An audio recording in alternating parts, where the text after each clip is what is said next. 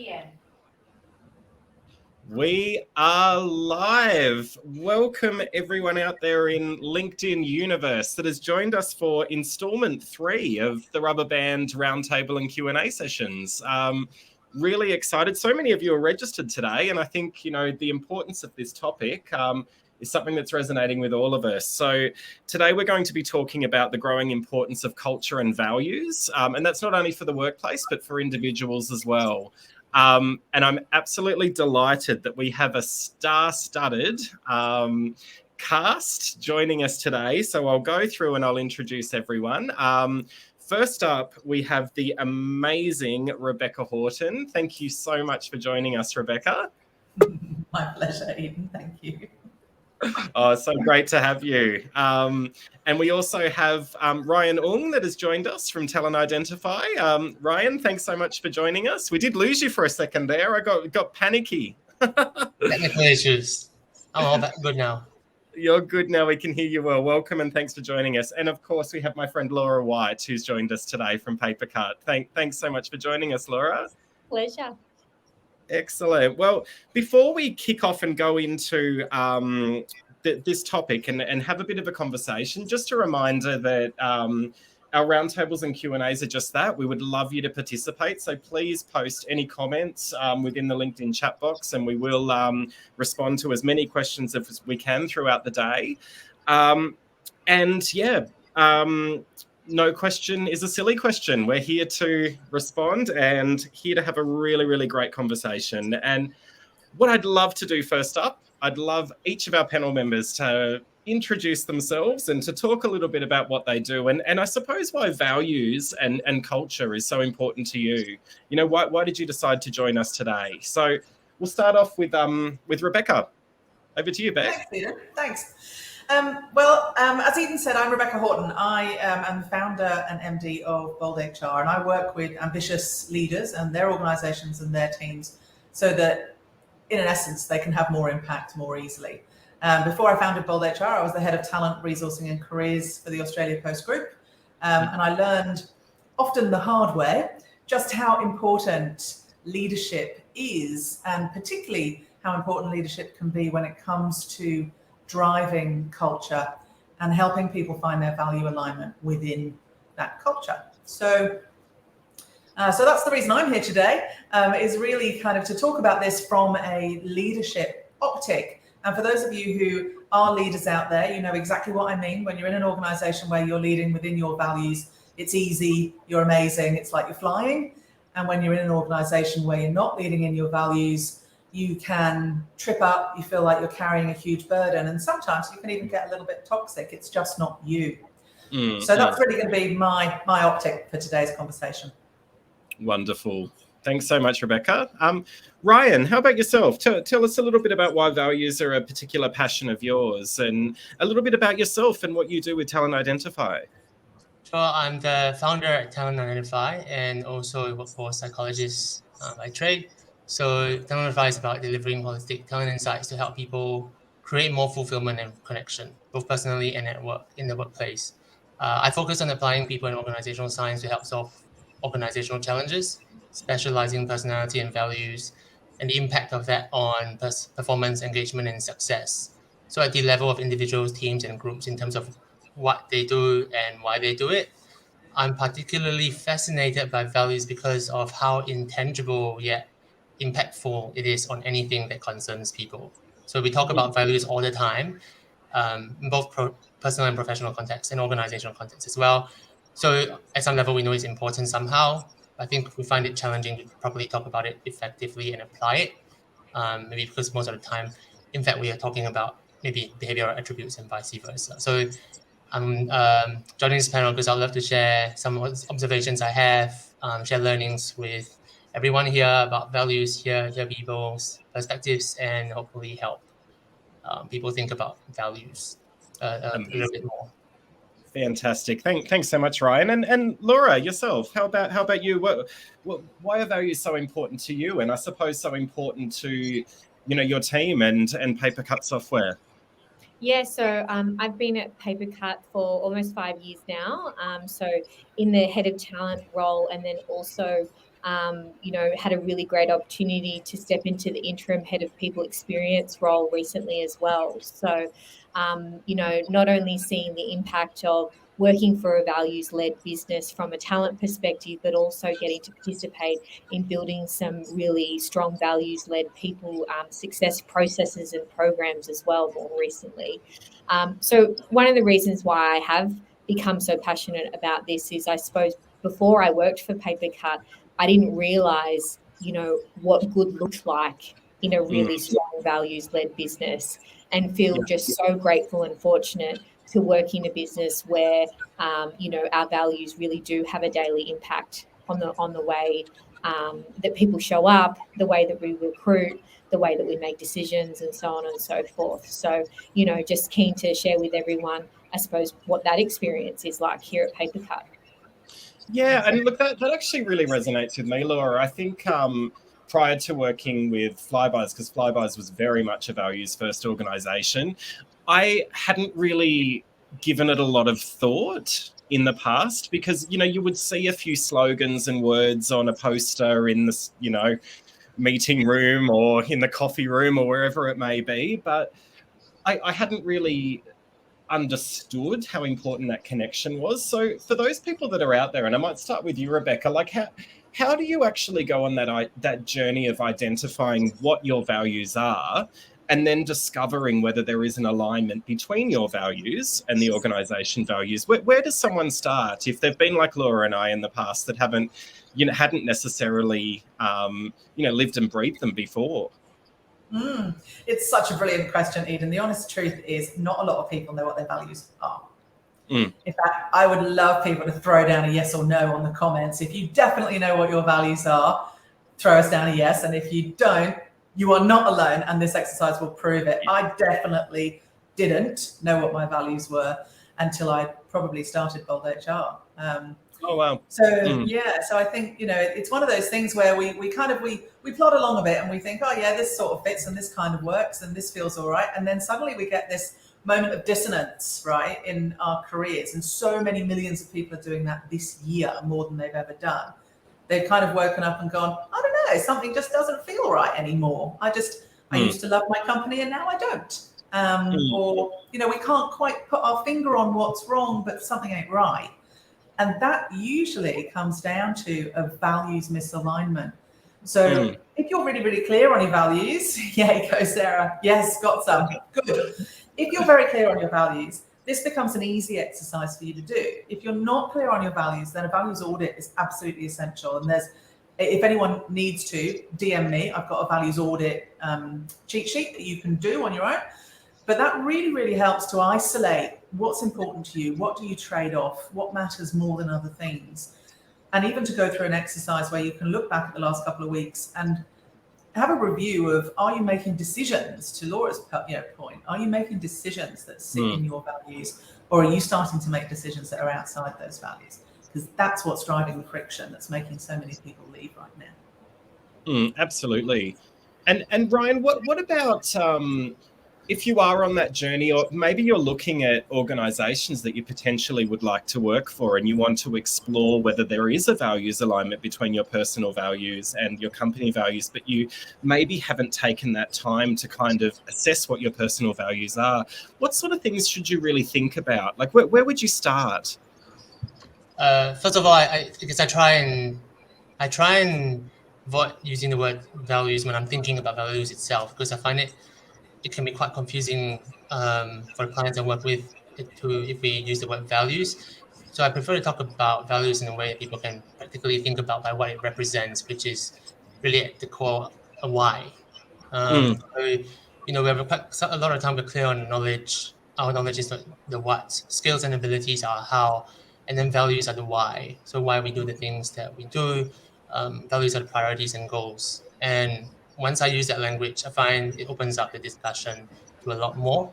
So in terms of I want to do something, and the first thing I ask myself is, why do I want to do it? So is it aligned with my values? Or working with an organization, very relevant to strategy. So they have certain strategies, certain objectives, certain initiatives that they are implementing for people.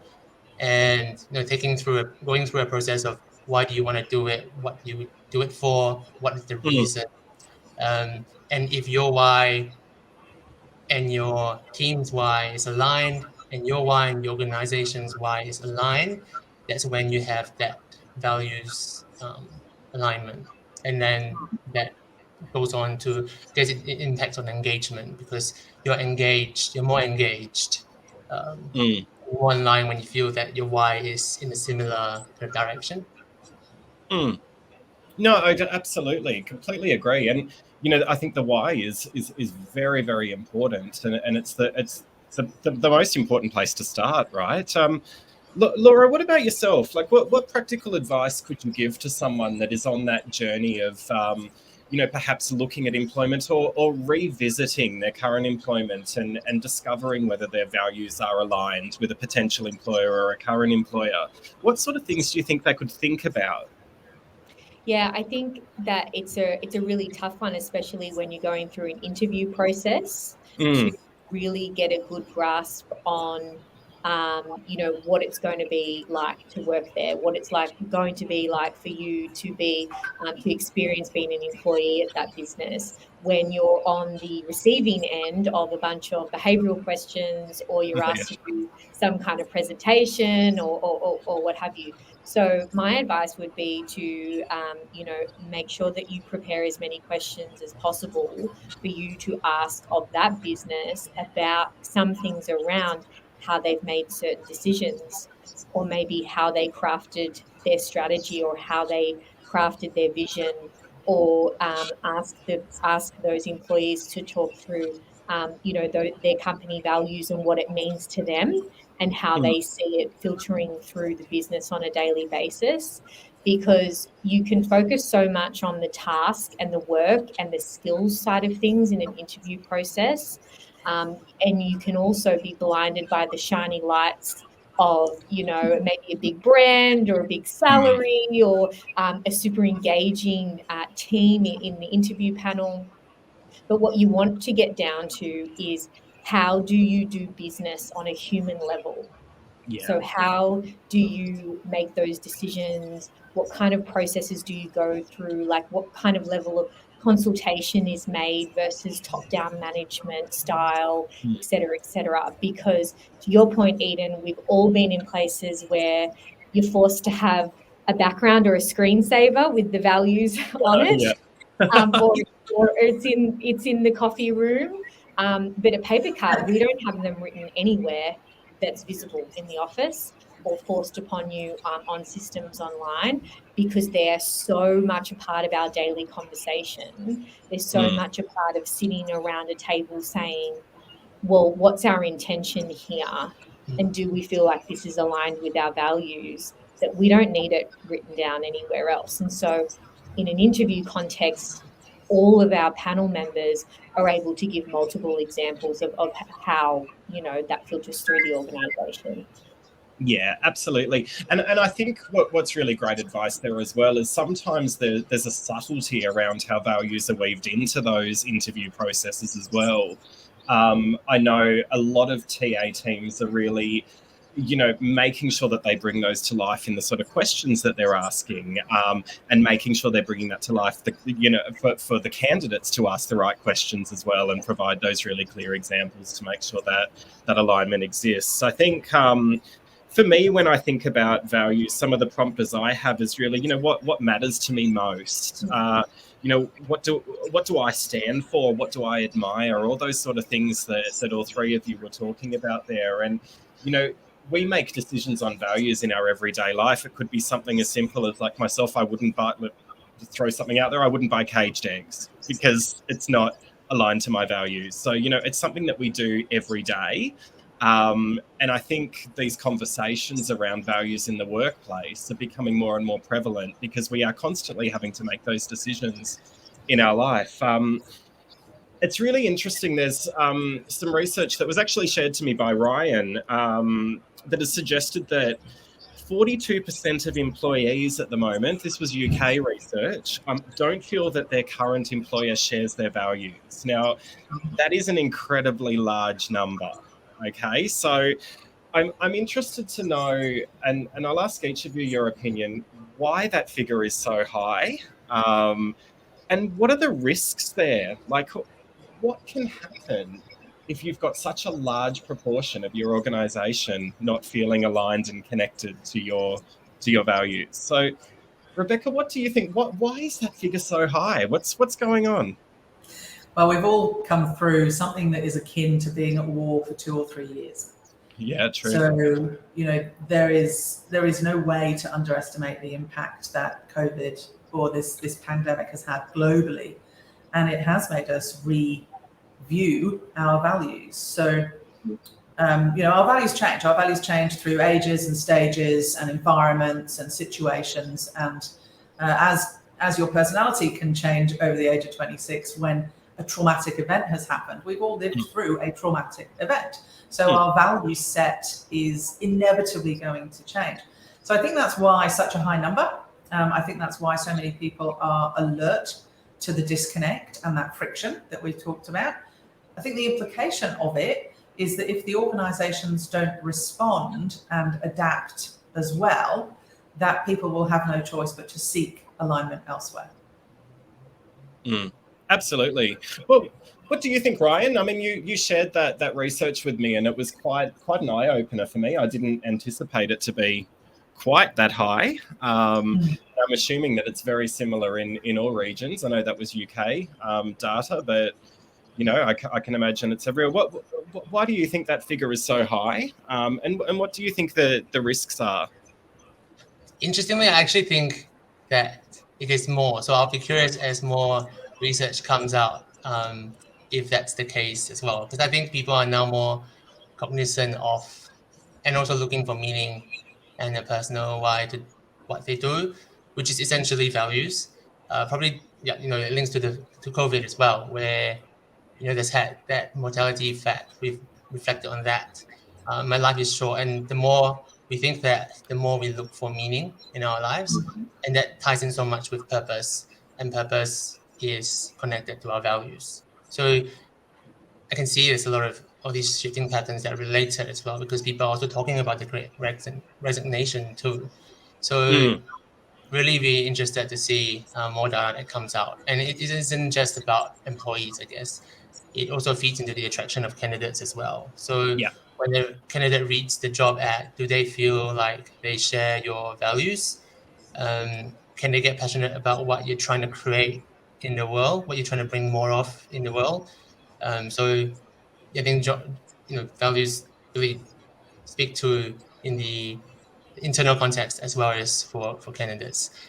As in terms of what the risks are, I would say it's kind of like when we talk about in partnerships, in our relationships, when we say people split up or they're no longer together, it's often because we want different paths or our priorities changed and they were too different. So I think that's a great example of what happens when your values are not aligned. Is if you're a top performer, and because behavior is performance, so top performers are often about they do something well, or they plan and organize, they think ahead, they consider decisions. A lot of this is behaviors, but when it comes to actually getting top performers to care about what they're doing, you have to connect it to values if you want them to stay and you want to engage them. And we know engagement is becoming bigger and bigger topic because it's so important with all the movements in the workforces. So I think the risk is if we don't pay attention to values, we can hire top performers and they will perform very well for an amount of time. They apply their skills and knowledge, but they don't see a reason to stay. Why are they staying? Yeah, absolutely. And Laura, I will rephrase it a little bit for you, because you are within an organisation that's a values first, values led organisation, and have that culture around values. I'm interested, when you saw that figure, whether you were surprised, and I suppose why Papercut has identified that risk early on, and how have you actually made sure that you've got that values first culture? What was the defining moment for you? Yeah, I mean, I wasn't shocked because we know the trends and we know that people are moving around. And I think that actually one of the risks is something that's very, spoken about at the moment is the quiet quitting. Yes. People staying in organizations and just taking the paycheck and no longer being engaged. Because I think that we are definitely in an era of a bring your whole self to work. Even more so blurred lines throughout the pandemic of, you're working from your spare bedroom or your kitchen bench or what have you. So people are really attracted to purpose-led organizations. We're seeing that in the research as well. People want to work somewhere where they're aligned with the purpose. And I think behind that purpose sits the values of the people who created the business or who are running the business, right? Because we're all in the people business, regardless of what industry that we're in. I think that relates to Papercut because it is our founders who created these values, who are so committed to these values and have committed to never changing what they are, and who make sure that they stay alive through stories and through storytelling.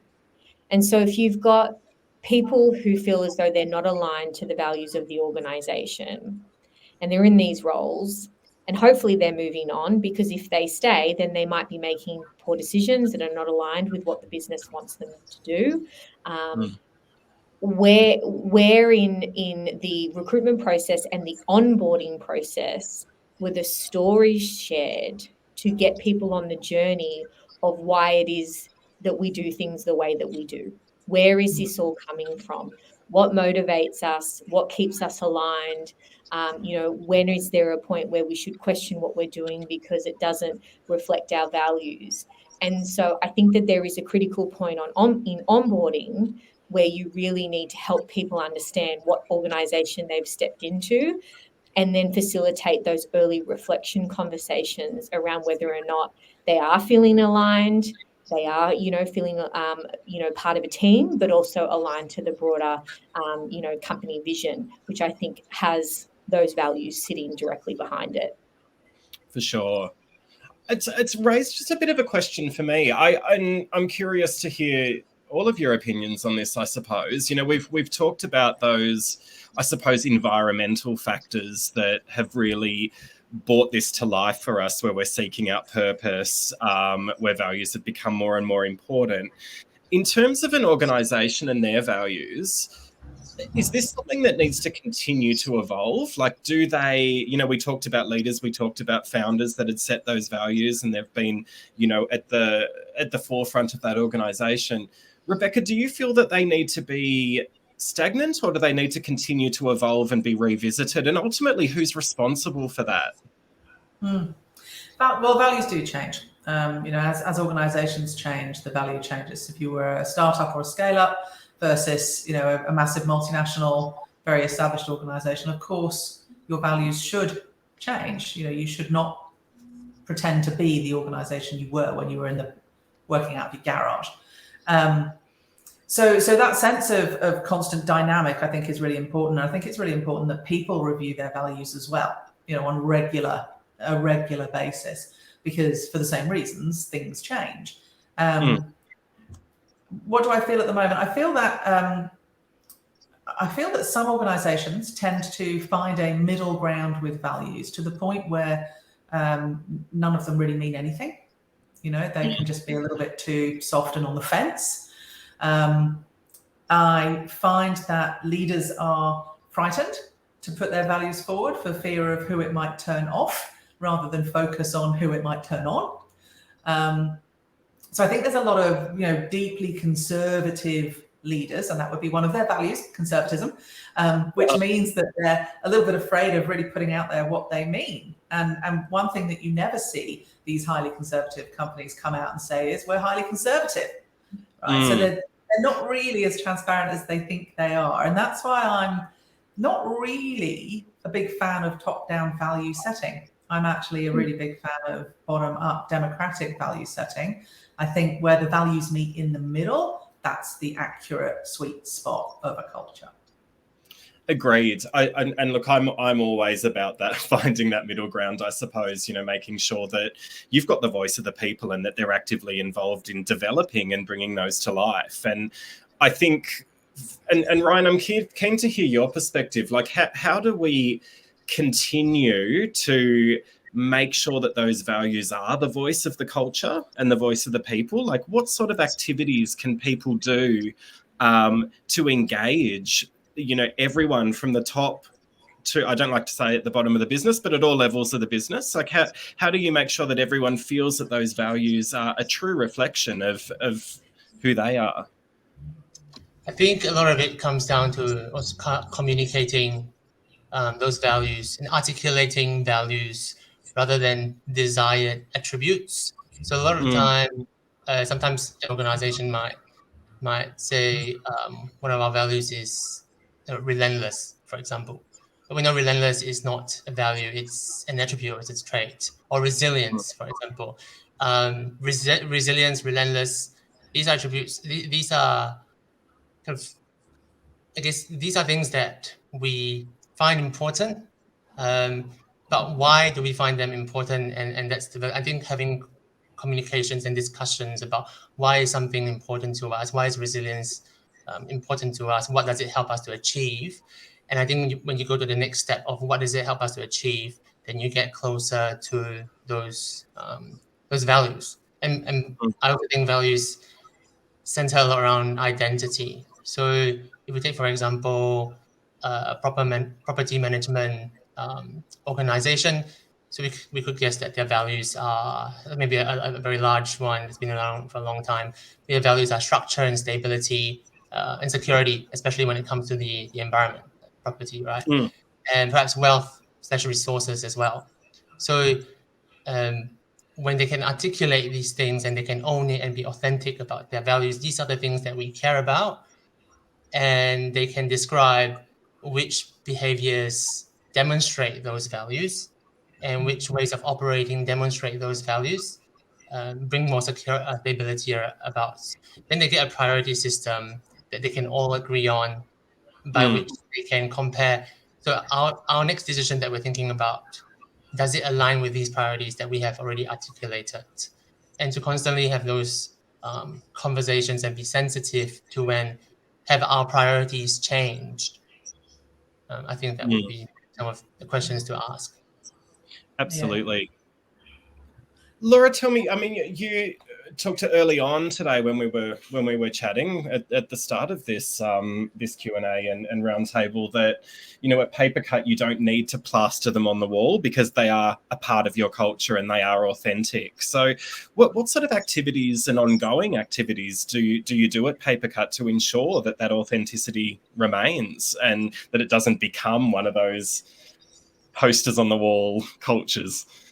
Yeah, it's a really important question because you need to be able to see the values through the things that happen in the day-to-day organization, so that people don't just pay lip service to them when it's convenient for them.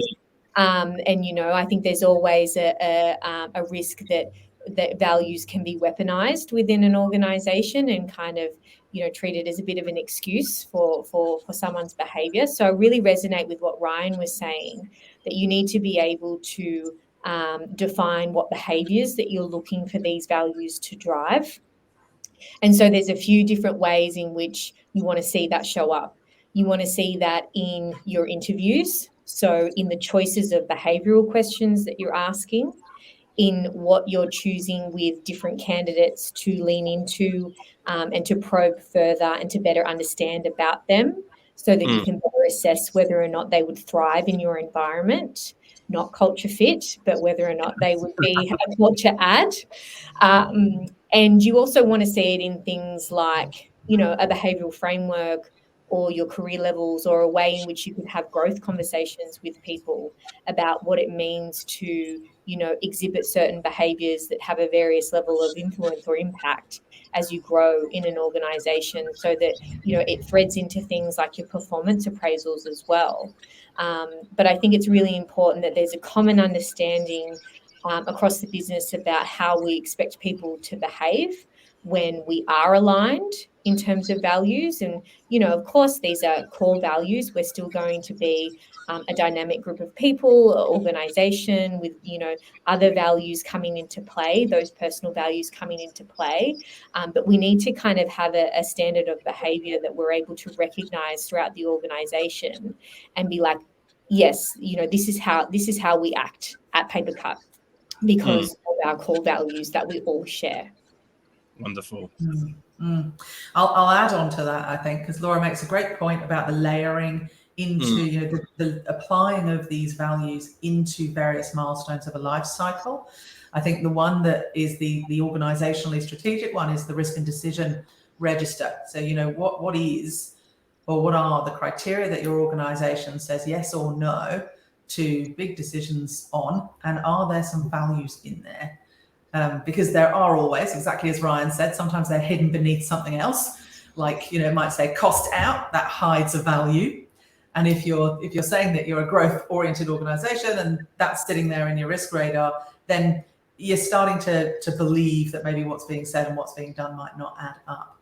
So I think looking at what's in that risk and decision register or radar or criteria, that's really, really useful to test that it's coming from top down.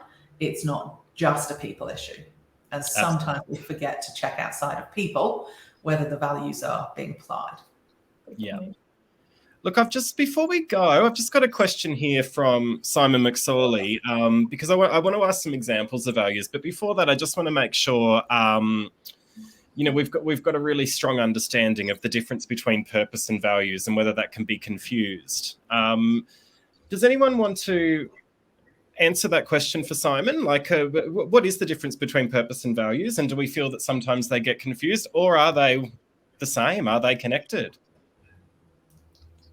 I think in terms of difference, they're probably not different things, but on a similar, different in level in terms of, I think purpose is a collection or an articulation of the strongest values that you have. So, for example, I really value freedom and diversity and learning and excellence at the same time. And also, I guess my people-focused values and my learning-focused values translates to a purpose that I believe is helping people understand people and develop people, which is what I find myself doing a lot. So I think values give rise to purpose, and understanding all the core values you have helps you to craft a purpose statement. That's what I believe. For sure. No, thanks. That's clarified that. Does anyone else have any comments around the difference between purpose and values? Yeah. I think when you look at purpose and values, it's worth thinking about this in the context of culture overall, because culture is like an onion. It's lots of different layers of things. And I really enjoyed the conversation about behaviors as being the kind of the physical manifestation of values. So nobody really knows what your values are. They're hidden. They're hidden under your shirt, right? They're underneath. No one can see those. They can see your behaviors. Now they can infer that if you behave like this, you must believe this. Sometimes that's true. Sometimes that's not true. And that's why you've got to dig, like Laura said. And those values help you make decisions about what your purpose should be. So there'd be plenty of purpose-driven organizations that would never have made the choice to go into the industry they did if they didn't have the values they do. So think of it, I think, like layers of an onion, that your values are kind of the hidden reason why you do everything. Your behaviors are the physically obvious ways it shows up.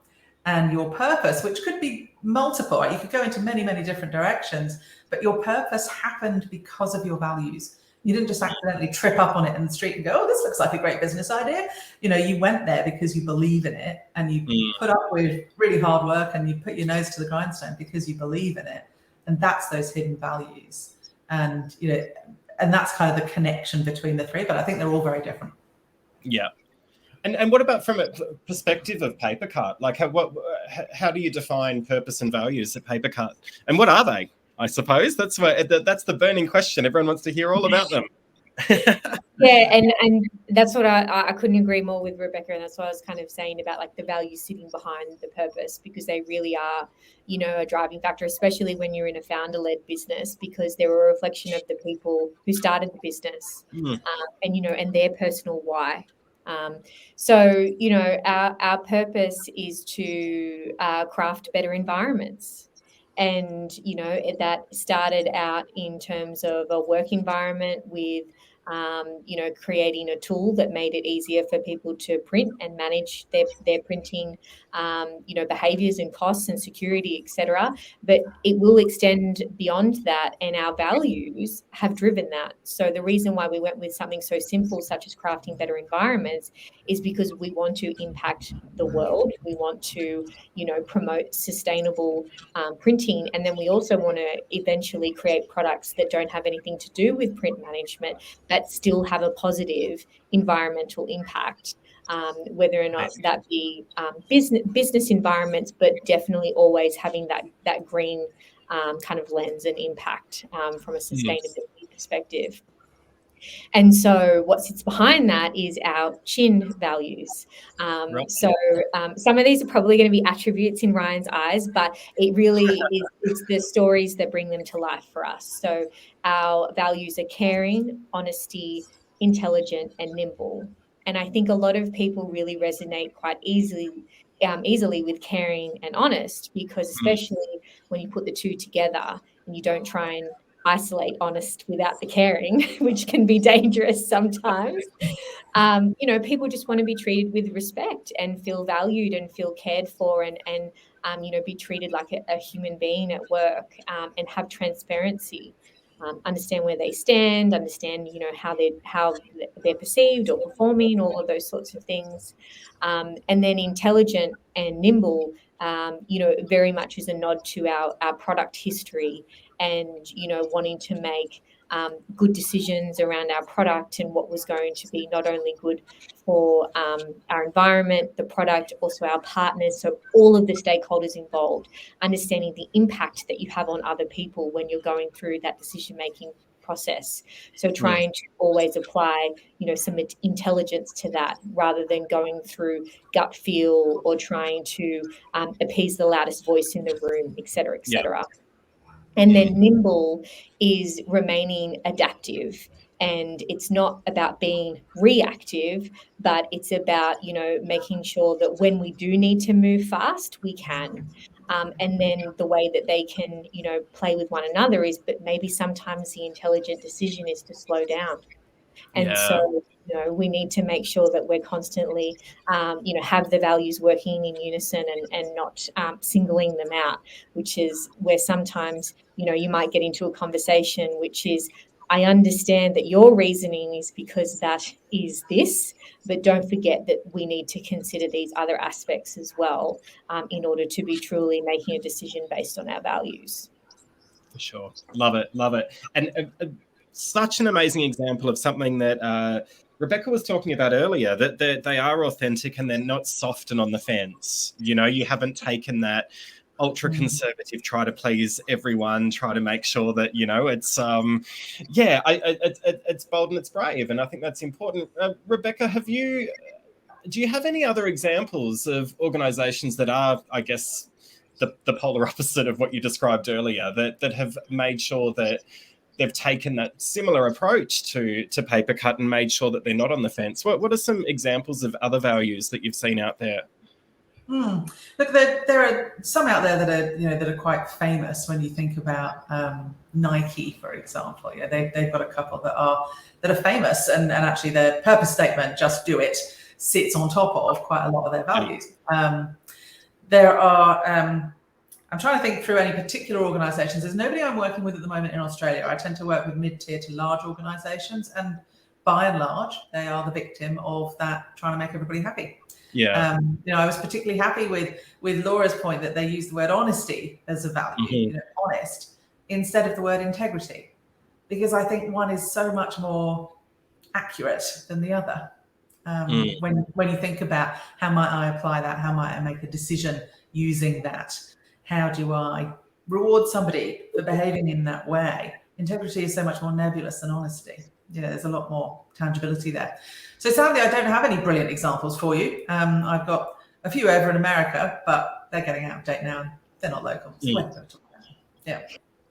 Well, I'm sure, Ryan, that you've got a couple of examples for us, though. Tell us some values that you've seen out there that are absolutely authentic, and they're bold and they're brave and they're real. I suppose they're not soft and they're not on the fence.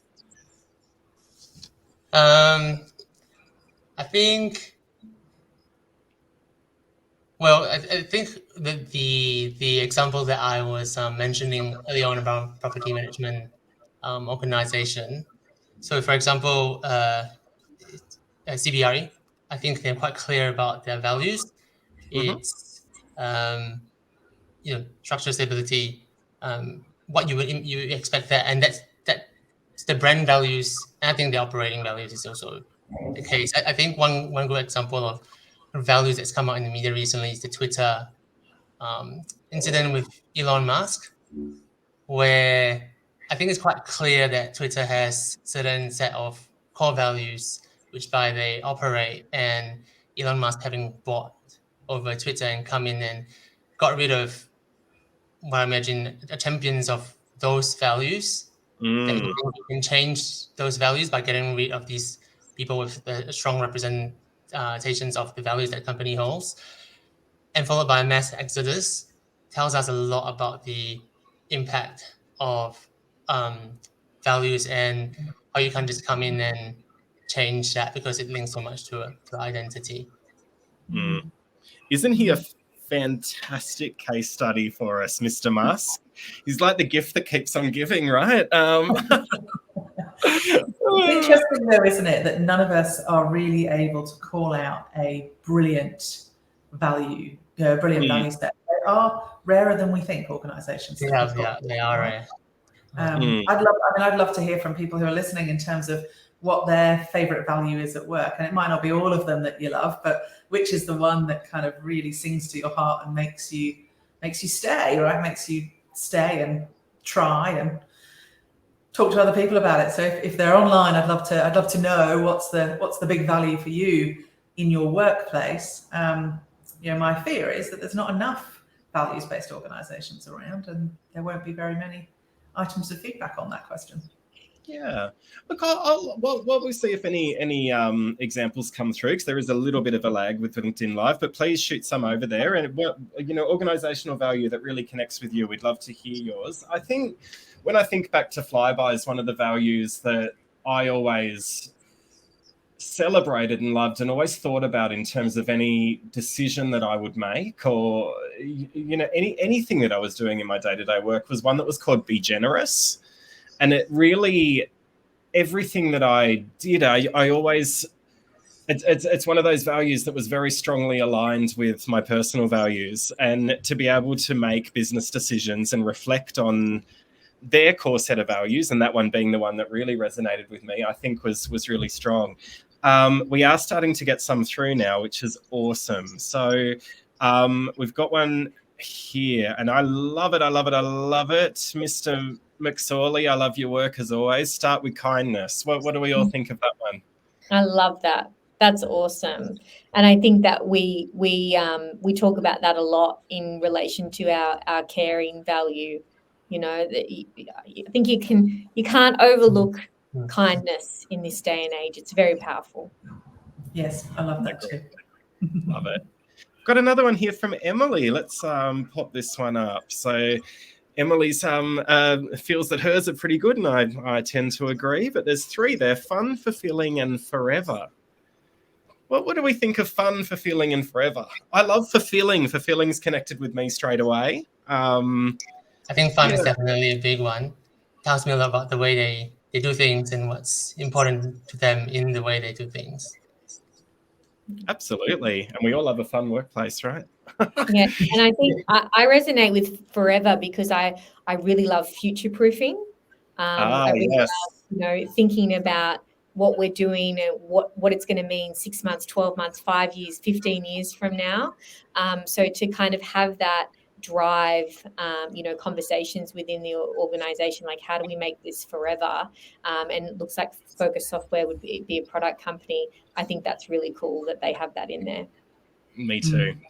Love it. Well, we've got only a couple of minutes left, so I just wanted to really talk a lot about I suppose Talent Identify. Ryan, I'd love you to talk us through how Talent Identify can help organisations, whatever stage they are on in their values journey, perhaps how you've supported Laura and Rebecca, and what they could reach out to you for, and how you can support organisations on their values journey. I think a lot of issues today are brought about by misalignment and lack of sight, and often in personality and values than skills. I think as skills can often be trained, and the two biggest things that come out of that is, I suppose, behavior and values, being performance and engagement. So if you can't see that, then you can't align, no matter how clear it feels like in the honeymoon phase. So we have unconscious bias to thank for this. So what Talent Identify does is just make behaviors and values more tangible by giving insights that people can work with to achieve that alignment. And this is about operating values, not just claimed values, not the values that we just talk about, but the values in action. Like Laura brought a few examples on how does those values actually translate to action, and how they question that and they bring that in the process of how people operate.